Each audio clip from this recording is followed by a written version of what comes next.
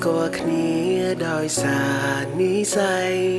បងចាប់អារម្មណ៍លើអូនមានមនុស្សជាច្រើនដែលប្រាថ្នាបងរួមទាំងបងម្នាក់ដែរមិននឹងស្មានថានិស្ស័យមានពិនឲ្យបងចិនដានមៀមេបងមានឱកាសសារភាពក្តីស្នេហ៍បានក្បែរគៀកពុំងាររយាងពេលច្រើនឆ្នាំមើលចិនគ្នាពុំងារតែងនៅខាងបងក្រុមពេល